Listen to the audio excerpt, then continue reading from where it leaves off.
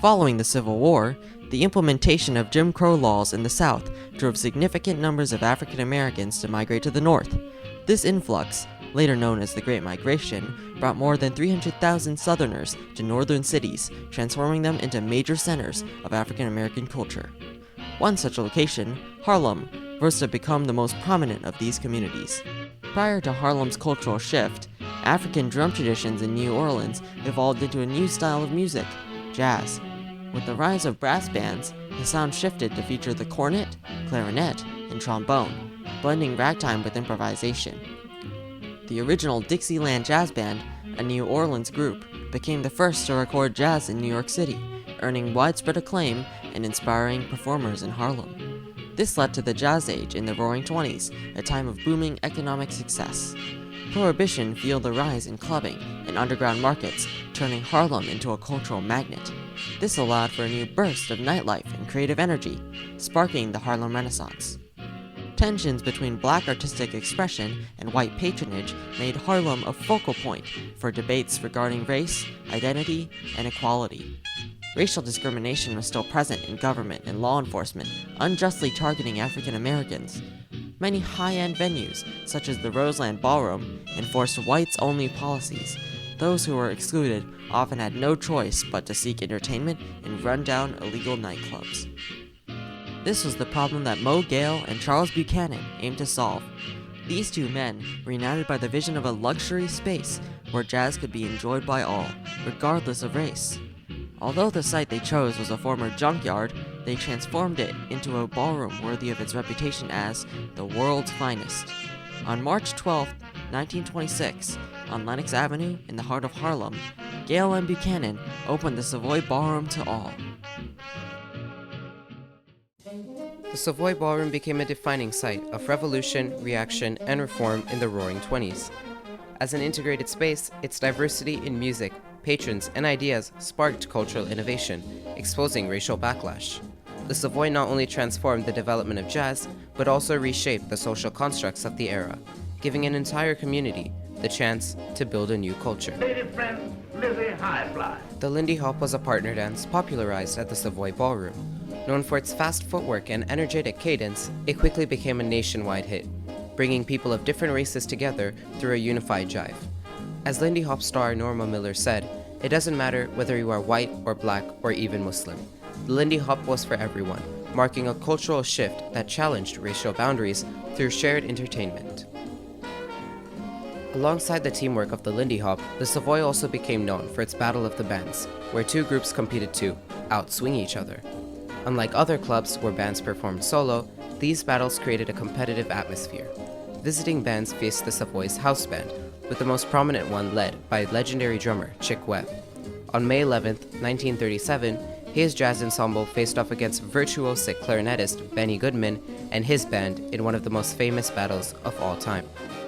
The night that Benny Goodman came to play against Chick Webb, this was an electrical night. This was, I mean, with the Harlem was air That's right. of being around the Savoy Ballroom. Here's Benny Goodman, the king of swing, and here's Chick Webb, the king of swing. the king of swing. You know, as far as we're concerned, you know, this Chick Webb going up against Benny Goodman. Many other renowned bands battled at the Savoy, including those of Duke Ellington, Count Basie, and Dizzy Gillespie. Unlike the Savoy, many jazz clubs of the era, such as the Cotton Club, Club Alabama, and Club Everglades, remained segregated. They hired African American musicians to create an illusion of authenticity, yet only allowed white patrons inside. These venues used antebellum imagery and treated black performers as exotic entertainment. Writer Langston Hughes described the Cotton Club as a Jim Crow club for gangsters and moneyed whites. In contrast, the Savoy welcomed a mixed crowd, making it one of the few places where all people could dance together. In other clubs, white dancers performed steps inspired by African American culture, but at the Savoy, African Americans could elevate dances of their own. The Savoy also supported its community by employing an entirely African American staff, creating steady work opportunities. When future Savoy legend, Frankie Manning, visited other Harlem ballrooms and was stopped by a doorman restricting his entry, he replied, "We don't have to come in here anyway. We can go back on up to the Savoy." The Savoy's style and swing won over the hearts of many New Yorkers, which fueled outrage when it was shut down in 1943. Police claimed vice violations and immorality, including prostitution, and demanded a change in ownership, even though no evidence was found of such activity. With the shutdown and heavy police presence in Harlem, many residents felt targeted. The New York Age reported that people believed the revocation of the Savoy license was discrimination against the citizens of Harlem. In response, the NAACP, church leaders, and Harlem civic groups protested to Mayor LaGuardia, eventually leading to the ballroom's reopening. The ballroom was a cornerstone of Harlem's culture. One fan recalled, "Every writer spending 6 weeks in New York to write a book about the United States headed straight for Lenox Avenue." For many, the Savoy was a place where you could build relationships. The same fan noted, "You can be very lonely in Harlem if you don't know anybody." Its welcoming atmosphere was central to its identity. As Frankie Manning wrote, "At the Savoy, it didn't matter what color you were. Black, white, green, yellow, or whatever."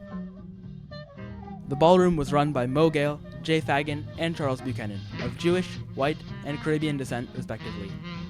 Buchanan played a central role in shaping the Savoy's environment, and his leadership was widely respected in Harlem. One patron recalled, "Charles Buchanan made sure that you had no problems." By 1958, declining profits caused by the rise of television led to the Savoy's closure. It was demolished that same year to make way for new housing, despite efforts by Manhattan Borough President Hulan Jack and other officials to save it. Many government workers did not value the ballroom. Urban planner Robert Moses remarked, "Those who can, build. Those who can't, criticize." The loss was made worse by a broken promise. One local remembered,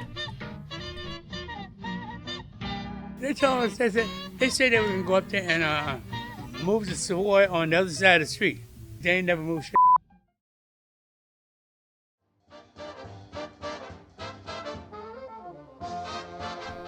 The Savoy Ballroom's closure weakened Harlem's cultural landscape by erasing a key cultural institution. Its loss reflects a broader pattern undervaluing historic sites and communities of color, even though places like the Savoy were central to Harlem's identity. The Savoy's influence continued long after its doors closed. It provided a platform for African American culture and music to reach local and global audiences, shaping the modern jazz we know today. It launched the careers of many emerging jazz musicians who went on to achieve significant success. Moreover, the Lindy Hop and the Battle of the Bands format are still widely prevalent in music today.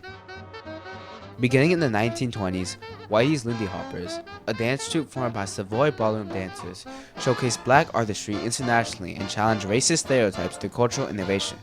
Their performances helped spread the Lindy Hop across the United States and around the world, establishing the Savoy as a model for future dance floors. Beyond its musical legacy, the Savoy's integrated environment led to the social changes that would later define the civil rights movement. Manager Charles Buchanan went on to work with the NAACP, his ballroom's policies of racial integration serving as the precursor to legal desegregation. The Savoy also influenced prominent figures such as Malcolm X, who wrote, "Everything I'd ever heard about New York City was exciting.